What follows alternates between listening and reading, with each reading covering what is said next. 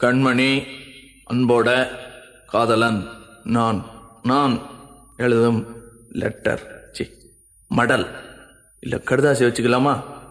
ஆனா கடிதமே இருக்கட்டும். படி.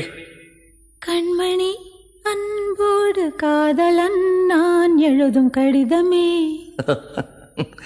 பாட்டாவே படிச்சிட்டியா? அப்ப நானும் முதல்ல கண்மணி சொன்னேன்ல, இங்க பொன்மணி போட்டுக்க. பொன்மணி, உன் வீட்டுல சௌக்கியமா? நான் இங்க சௌக்கியம். பொன்மணி, உன் வீட்டில் சௌக்கியமா? நான் இங்கு சௌக்கியமே. உன்னை நினைச்சு பார்க்கும்போது கவிதை மனசுல அருவி மாதிரி கொட்டுது. ஆனா அதை எழுதணும்னு உக்காந்தா அந்த எழுத்து தான் வார்த்தை. உன்னை எண்ணி பார்க்கையில் கவிதை கொட்டுது, அதான் அதை எழுத நினைக்கையில் வார்த்தை முட்டுது. அதேதான்.